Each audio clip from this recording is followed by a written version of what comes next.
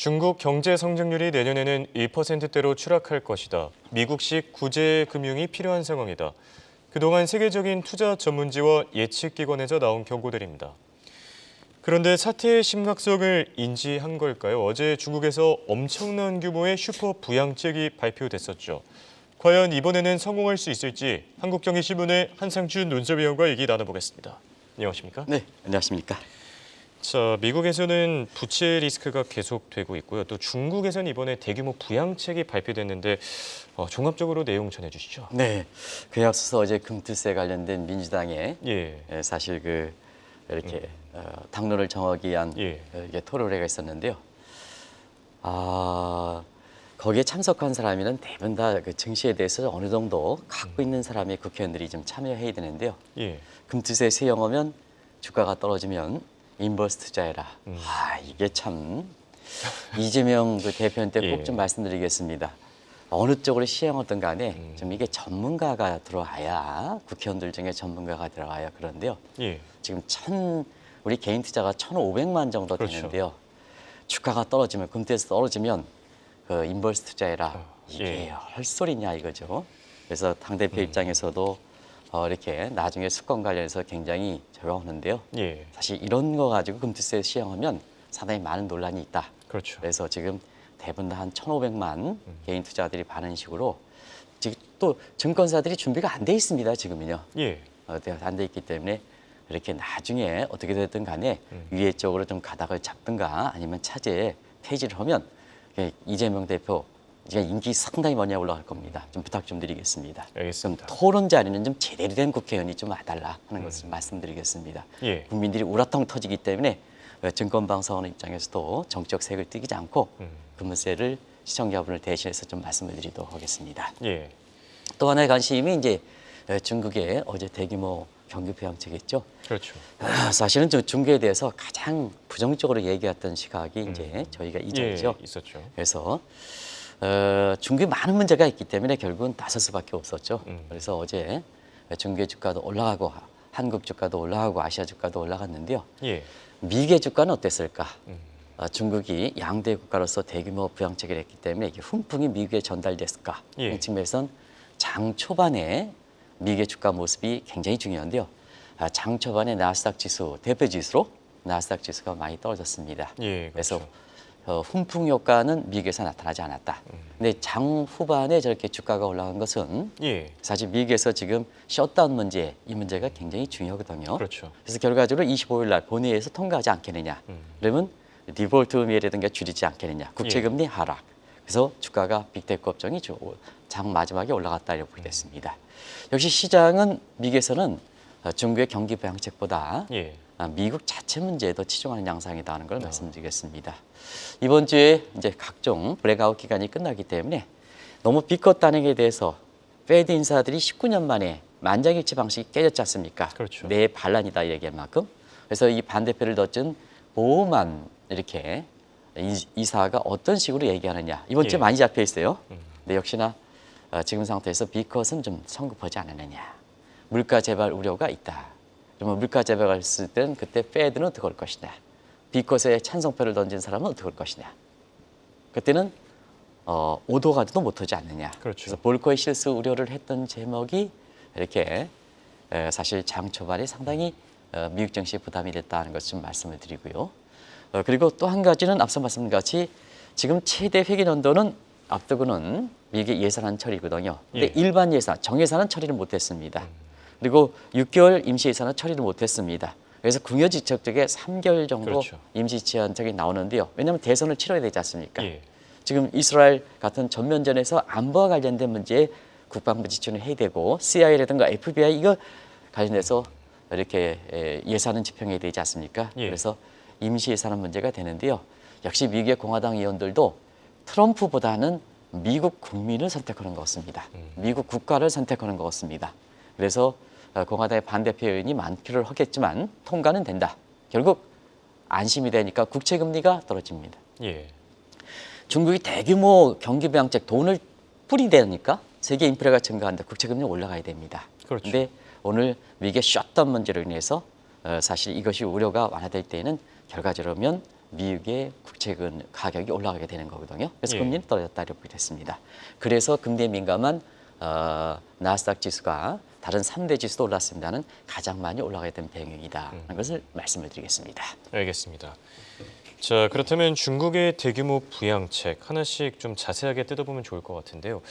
글쎄요, 이번에는 효과가 나타나겠습니까? 네. 중국이 경기 부양책 하면 항상 이렇게 부양책 효과에 대해서 얘기하는데요. 예. 부양책은 인위적 정책입니다. 문제가 있었기 때문에 나오는 겁니다.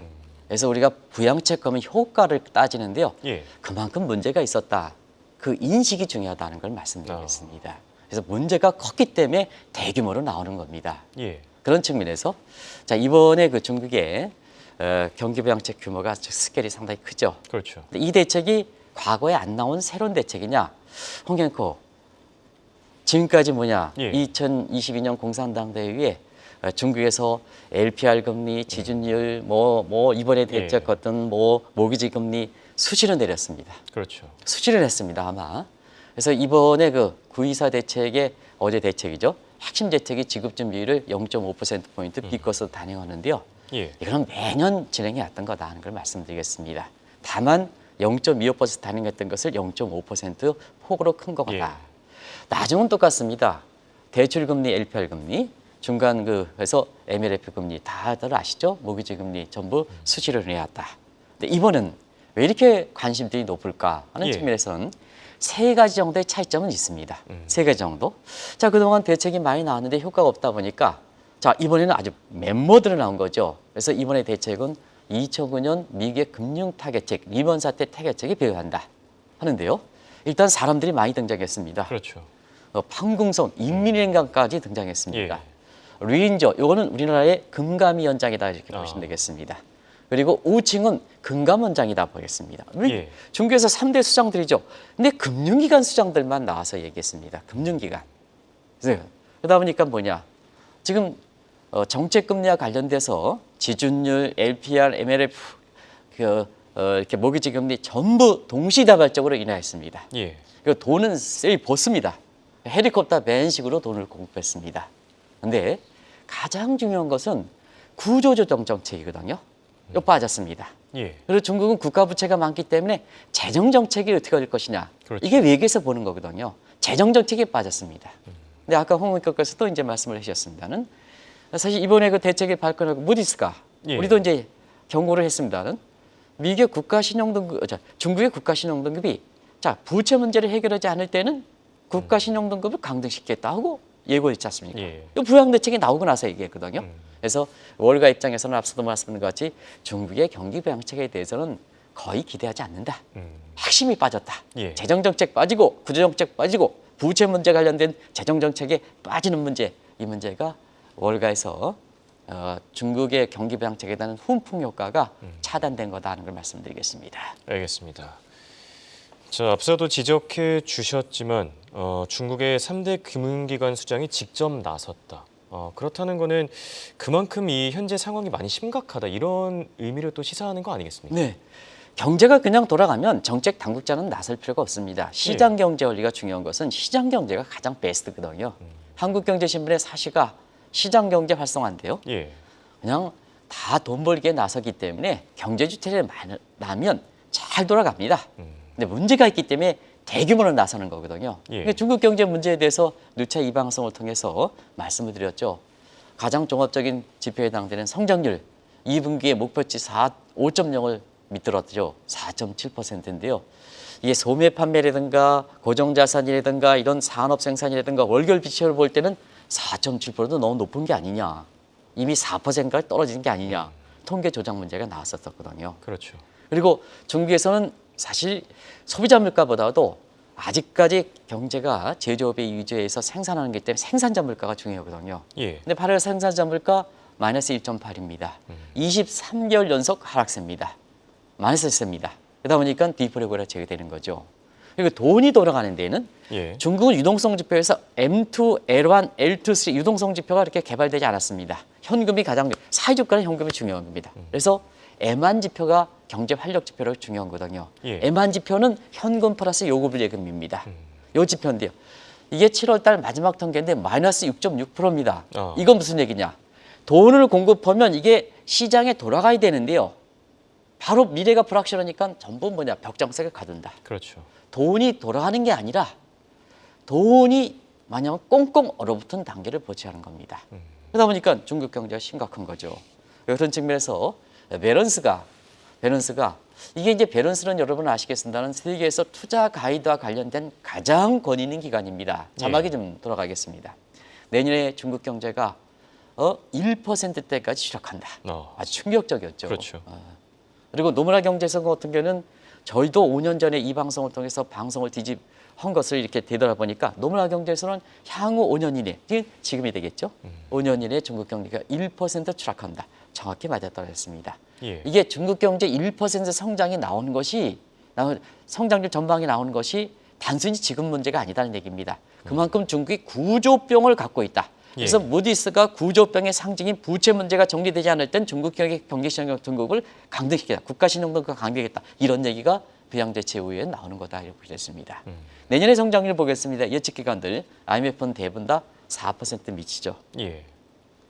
이런 상태에서 내년에 이게 중국이 이렇게 저성장세가 이렇게 떨어질 때에는 중국이 돌아가지 못합니다. 구조병이 돌아가지 못합니다. 그러다 보니까 구제금융을 받아야죠. 그렇죠. 이전에 중국에 대해서 IMF식 구제금융을 받을 수가 있다 하는 여기서 충격적인 얘기를 여러 가지 얘기를 통해서 전해드린 적이 있습니다. 바로 밸런스가 세계적 투자 권위지가 지금 와서 미국식 구제금융을 받을 수 있다. 굉장히 충격적인 내용이죠. 이런 심각성 속에 어제 중국이 미중 간의 마찰 속에서도 나설 수밖에 없는 환경이 됐다는 걸 말씀드리겠습니다. 네. 그렇다면 잘 나가던 중국 경제가 왜 이렇게 갑자기 이 성장 경로에서 이탈하게 된 건지 그 원인에 대해서 짚어보면은 가장 직접적인 계기가 된 게 결국 부동산 사태 아닙니까? 네. 중국은 그로스 패스, 성장 경제, 사회주가는 계획 경제이기 때문에 그로스 패스라는 게 있습니다. 그래서 엑센시브, 외연적 성장, 양띠기 경제, 북한의 천사뜨기 운동, 새벽별 운동, 대약진 운동 전부 이게 양띠기 경제입니다. 그다음에 이것이 이게 과도기적인 단계에서 루이스 전환점 딱 끝나면 각종 인구 코스가 증가하기 때문에 그때 상산성 정대, 내연적 성장 단계로 가는 거거든요. 그 과도기 정도에 가장 먼저 나타나는 것이 일본도 그렇고 중국도 그렇고 부동산 문제다 이렇게 됐습니다. 지금 부동산 헝다 사태가 받은 지 해수로 5년째 됐죠. 이건 그렇죠. 저희들어서 시청자분도 부동산이 안 좋다는 것은 다들 아실 겁니다. 지금 미분양 아파트가 600만 채를 한다. 실제로 그러느냐? 이게 이제 방송에서 한번 나갔는데 우리나라의 인구가 5천만이 조금 넘는데요. 한 채 두고도 남는 게 중국의 미분양채입니다. 이게 이제 5년 동안 되니까 이 금융위기의 진전 사항을 3가지 단계로 해서 지금 한번 보겠습니다. 자, 첫 번째 단계 유동성 위기입니다. 지금 애만 지표 경제 활력의 가장 마이너스 6.6%입니다. 돈이 꽁꽁 얼었어요. 경색이 심해져. 크레딧 크런치 현상이 더 심해지고 있습니다. 시스템 위기는 지금 시진핑이 부정부패 척결을 한다 하는데 척결성의 친 시진핑 세력과 다시 연계되는 움직임이 개발업자가 나타나고 있습니다. 이게 시스템 위기죠. 그리고 실무 경제는 헝다 사태가 5년 되니까 경기가 침체되죠. 그래서 내년에 성장률 1% 추락할 것이다. 그리고 이전에도 말씀드렸습니다. 부동산 문제가 되다 보니까 이게 주가가 추락하고 국채 추락하고 국채 추락하고 하는 문제가 발생하죠. 자산시장 거품이 되는 거죠. 이 문제는 잠시 좀 말씀드리도록 하겠습니다.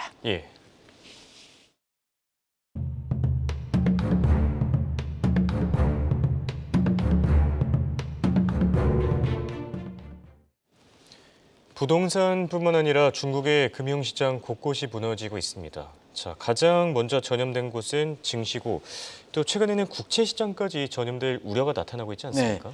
이 문제는 한번 짚어드렸는데요. 이 경기 부양책이 대대적으로 나와서 이런 문제가 본질적으로 나왔기 때문에 다시 한번 반복해서 새로운 내용을 첨가해서 말씀을 드리겠는데요.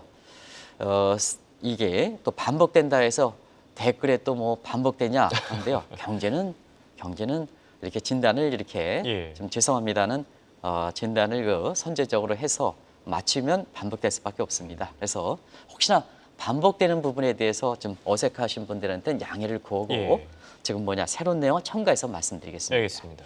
자, 부동산 거품 붕괴됐죠.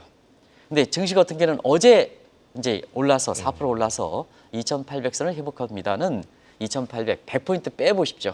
2,700까지 무너질 위기가 됐지 않습니까? 만약에 중국 증시에서 마지노선으로부터 2,800을 붕괴했던 얘기는 시청자 여러분이 다 아실 거고 2,700이 무너졌다 하면 사실 뭐냐 굉장히 중국에선 심각한 상황이었었죠. 그렇죠. 이제 어제 뭐 100포인트 오르니까 4% 올라가다 보니까 중국이 올라간다 해가지고 또 이렇게 이제 거기에 대해서 가점을 줘가지고요.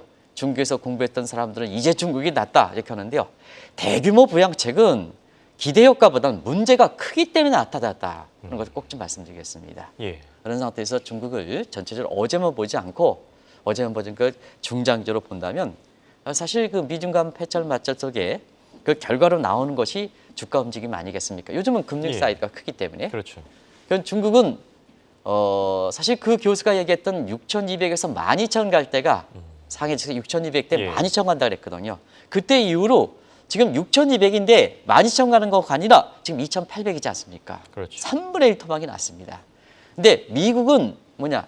만선이 4만선 돌파했지 않습니까? 시청자 여러분. 이게 이제 중국의 증시가 무너진 거다 이렇게 됐습니다. 그러다 보니까 미래가 불확실하니까 중국 입장에서는 자, 해외 투자하지 마라. 미래는 불확실해. 시스템이 불확실해. 안전자산을 선호해야 되는데요. 어떠냐? 미국의 국채는 투자하지 마라. 달러는 투자하지 마라. 하다 보니까 중국의 국채에 투자할 수밖에 없죠. 중국 그 사람들이. 그러니까 국채가 이례적으로 뭐냐? 금리가 2% 떨어지고 가격은 폭등하는 거품 사태가 됐죠. 어떤 됐죠? 이런 상태에서 국채 금리에 거품 붕괴되면 부동산 떨어져. 주식도 붕괴돼. 국채도 붕괴돼. 자산시장 붕괴. 그러면 경제적 측면에서 역자산 효과가 발생하죠.